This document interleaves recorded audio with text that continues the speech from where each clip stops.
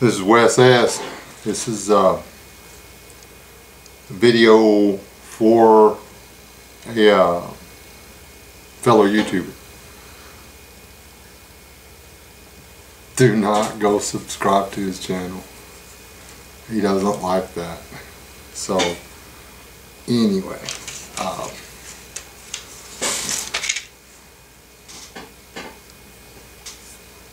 how do you sharpen a knife?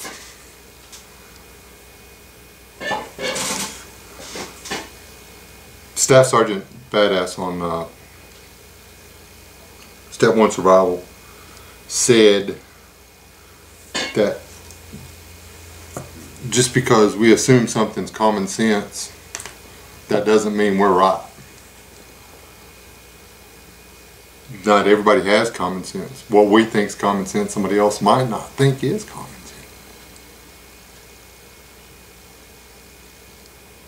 I just assumed everybody knew how to sharpen a knife. And I feel bad for that, because not everybody knows how.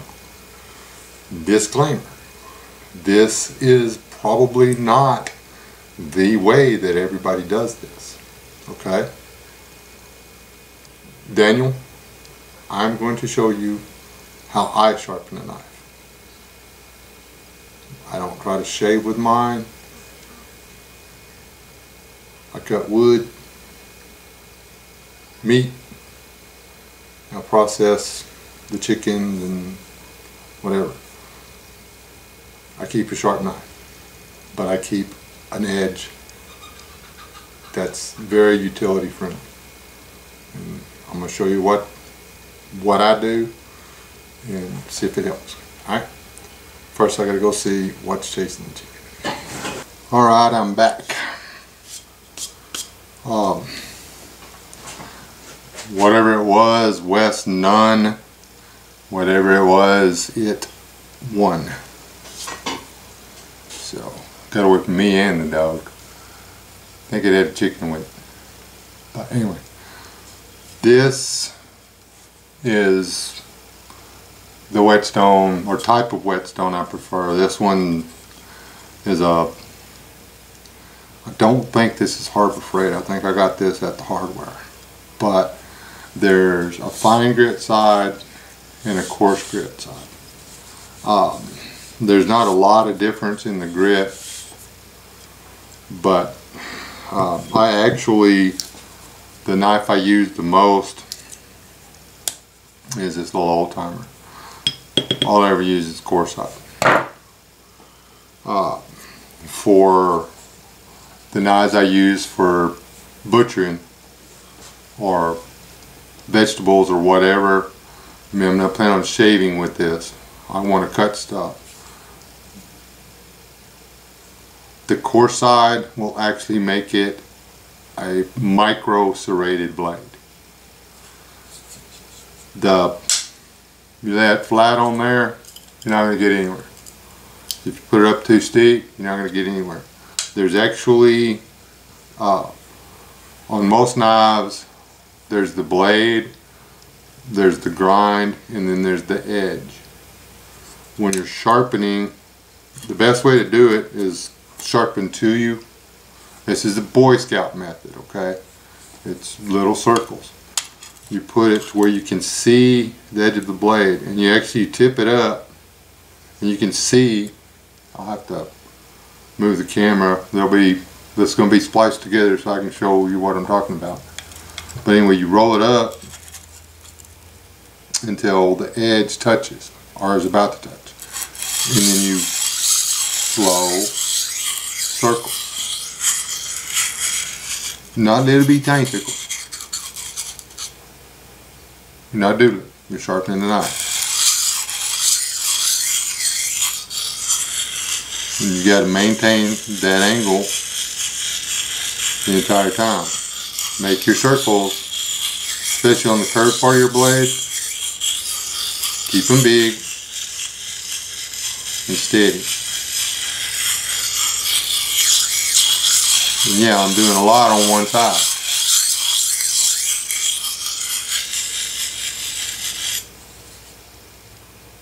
I don't know if if you can see the shiny part of that or not. Again, I'll splice something in. Then you rotate it away, and this is the tricky part. This one's by feel. If you're up too much, you can feel the edge grating across the deal. And if you're down too much, you can feel it floating. And same thing.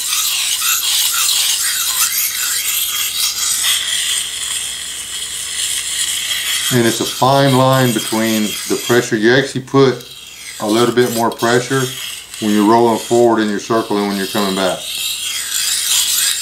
You let it come back to you, but you put this a little bit, not much, man.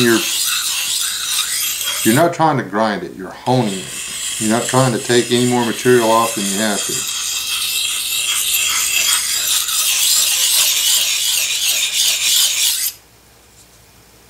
And then after you do both sides, if you maintain your blade, you may have to do this a lot if you haven't maintained the blade. After you've done both sides, having done this enough, I know that this knife is sharp. But then one time, I will bring this side across on the stone. Because it doesn't matter how careful you are, you always wind up with the burr flipped over. That's why you strop stuff.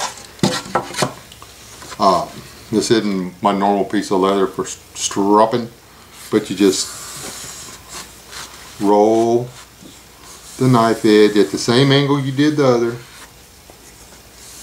down the leather a couple times for each side. And what that does is that pulls that little burr off, so when you roll your hand up the knife from the side, you don't feel anything. But then when you check across the blade, you can feel the edge.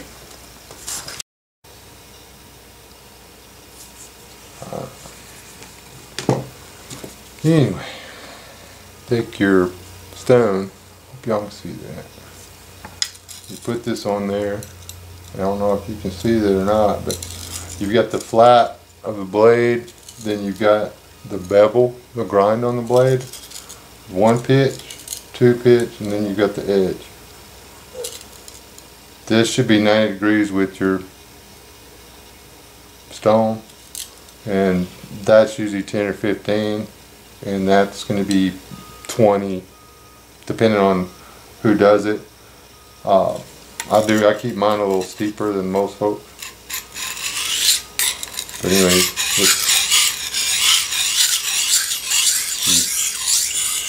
you let it glide as you're going up on the upstream. You let it glide, but then when you're coming back, you put just a little bit of pressure. You gotta, like I say, you gotta maintain that. And when you're doing this out here, you've got to make smaller circles because you're doing less area on the blade.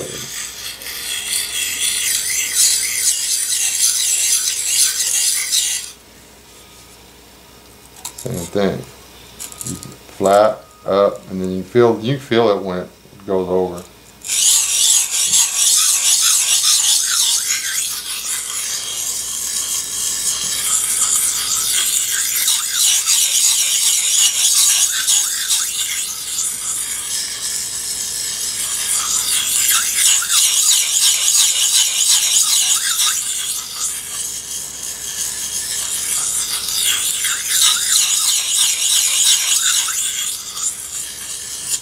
And nobody taught me this.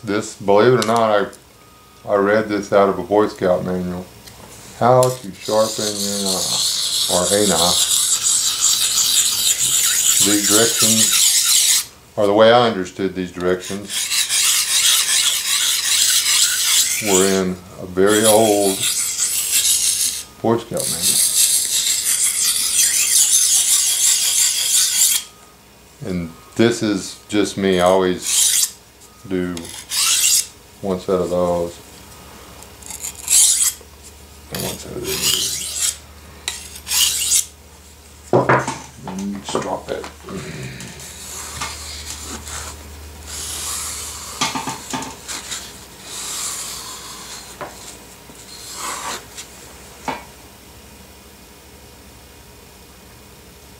And you have a sharp knife.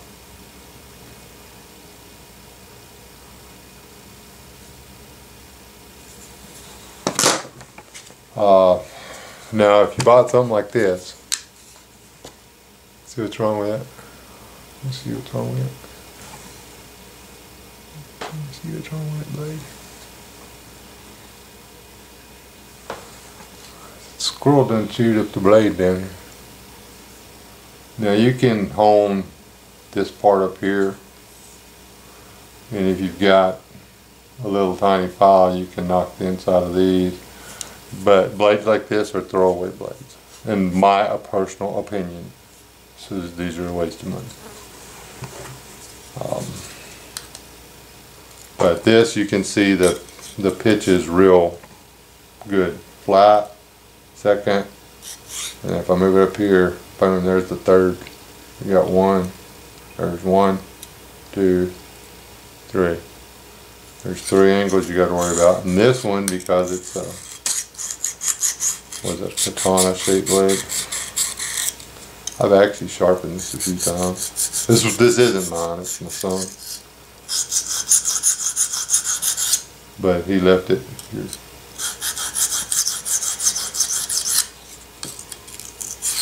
And if you're cutting seat belts or tie-down straps or banding material or something like that, there's nothing wrong with that. That's actually pretty good for sawing through a piece of rope. And if you're the kind of guy, you know, that needs a sharp knife but you can't sharpen one, you don't have a friend who can do it, then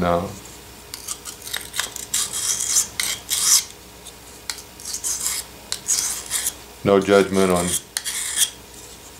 buying one and keeping it on your person.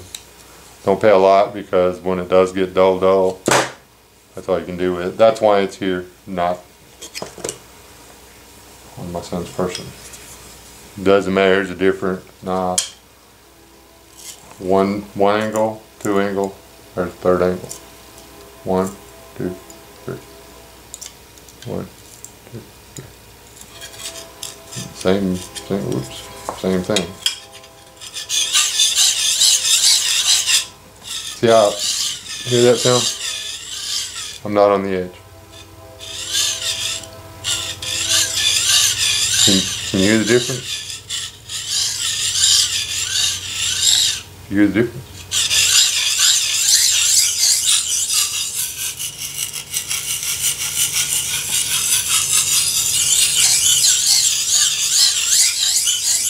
You hear the blade singing? Seems to be moaning, singing, moaning, singing. The pitch is very slight, but it's enough.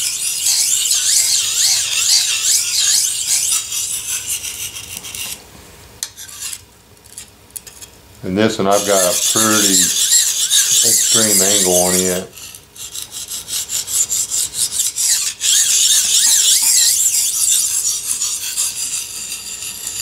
I mean, I don't know if I would start with butcher knives if I was you.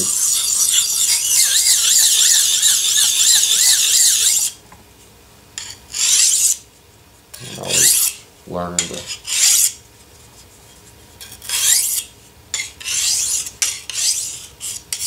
do that. I mean, after you get the hang of it, you'll be able to feel when stuff's going your way and when it's not. You see, there's a little bit of a burr on that side. There's nothing here, but when you run your finger up this side, you can feel the burr. Now, if I just drop it once, that way, all I did is push the burr to this side. And get it actually.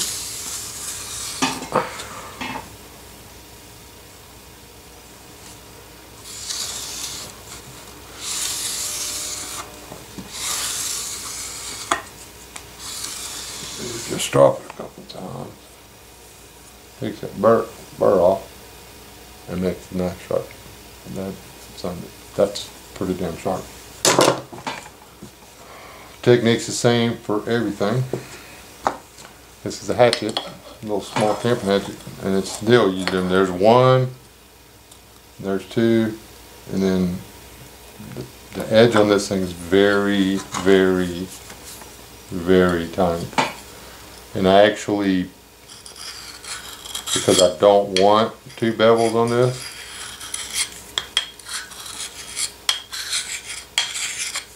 I take material all the way.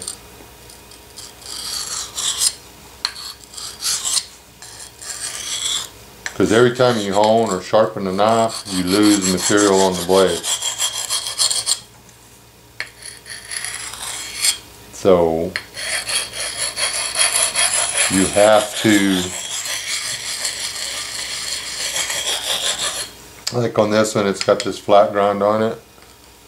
I don't want to keep making the flat grind shorter and shorter and shorter and shorter, and then have my edge get wider and wider and wider, because then it won't function the way it does now. I will lose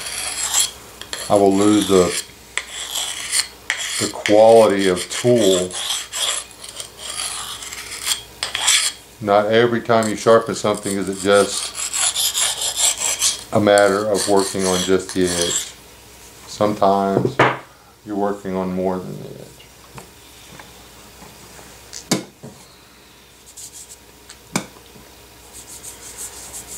And stainless steel, remember, said something about that. If you're going to work stainless steel, get it wet. Stainless steel, I don't care what they sell you in the store, what they told you at the steel place, at the symposium, at the gun show, whatever. Stainless steel will never stand up to high carbon steel. Stainless steel is pretty. It's tough. It's versatile. I have no complaints with stainless steel of this quality. But this is stainless steel. It's different. It is not high carbon steel. That is so sharp. A little bit of a burr.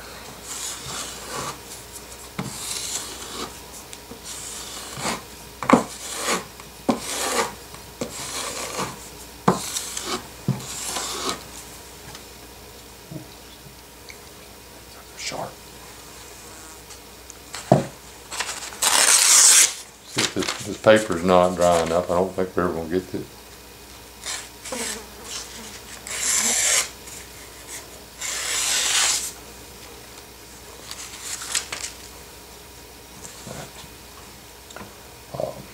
In my defense, it was already sharp because I use that for everything.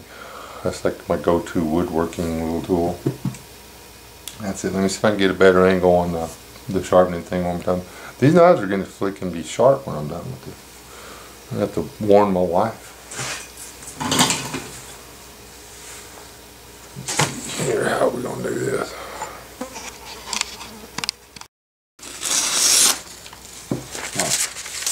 May have to edit all that out. Epic fail, but trust me, this will do what you want it to do. I mean, it's going to cut. It's important to note that if you're going to use one of these on stainless steel, I put water on it. The same thing is not true, or not. You don't need to do that with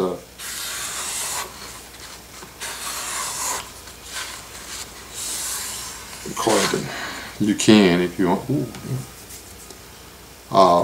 We don't. Let's leave the paper alone because it's wet. It ain't gonna work. Anyway, that. I cut a little.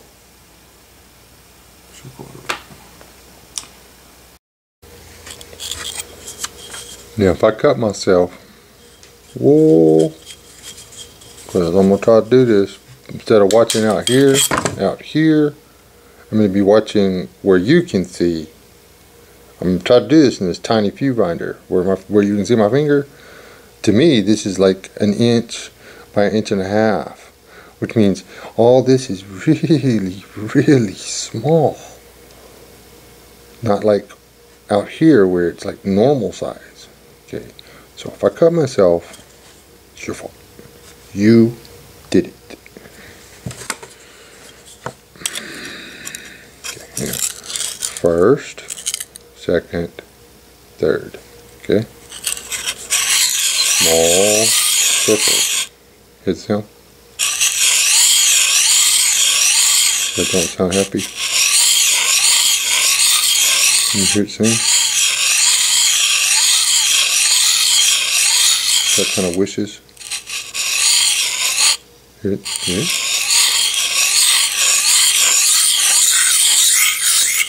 Here's the trick.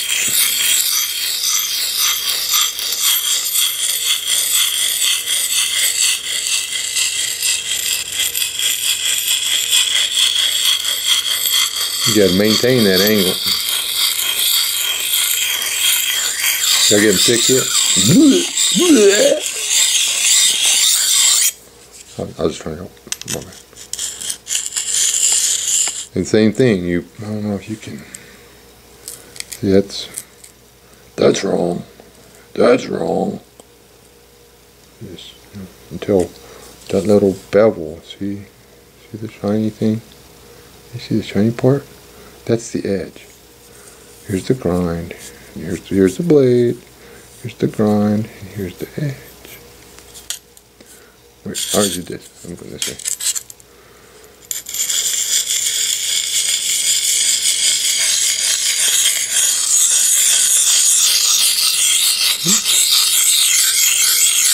Y'all caught me watching the rock instead of you trying to, didn't you?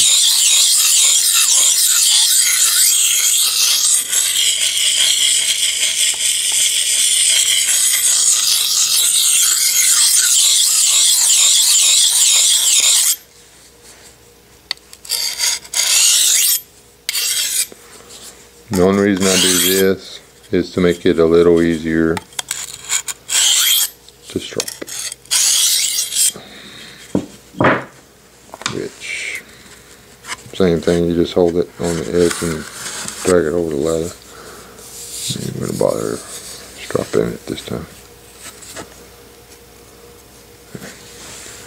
See that? Is that shiny thing?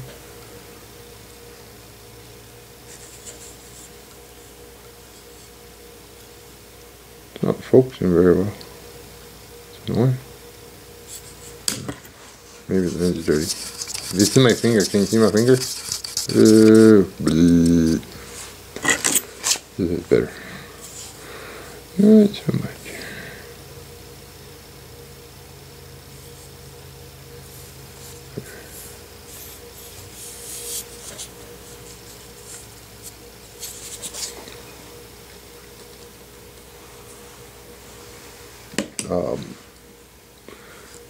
Let me see. Do this real quick. This is stainless steel. And it's the same principle. It's got this one. It's got a flat grind on the whole blade. You find the flat grind and you roll it up. You can. I hope you can anyway. See that? And then when you roll it up, see how the black line just disappears. Boom. Now the edge of the knife is on the stone. Just making gentle circles. If it weren't for making this video, this stone will be soaking wet. It works better when you're sharpening a stainless steel blade, in my personal opinion, if your whetstone is wet. Now dude, this is a porous honing block, whatever. Do not put oil on this. Do not put oil on this. See, do not put oil on this. I mean, somebody's probably going to tell you to put oil on it, that way it's wet all the time. Yeah, the oil traps all the particles from your honing into the pores. And then guess what? You're rubbing steel on steel after a while. It'll still work, but it's going to take you forever. They make these that are oil stones, the porous ones like this, if you can run water over it and the water absorbs, then it's not an oil stone. Okay. Oil stones are completely different. Get you, if you don't want to mess with this, you can get, it's called a diamond steel. It's basically, it looks like a real shiny flat piece of steel with the dark dots all over it, or sometimes it's dark lines. And then the same thing, the key to getting it sharp is to find the edge and roll it down. That would be if this is an oil stone or a diamond stone. That's how you do it. And then boom.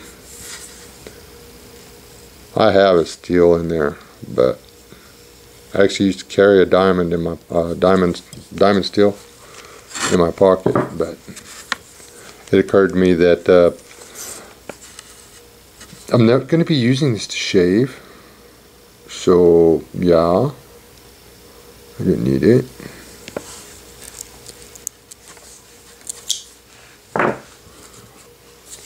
Anyway, a little bit of history. This is the stone that Mrs. Wes's dad carried in his pocket every day.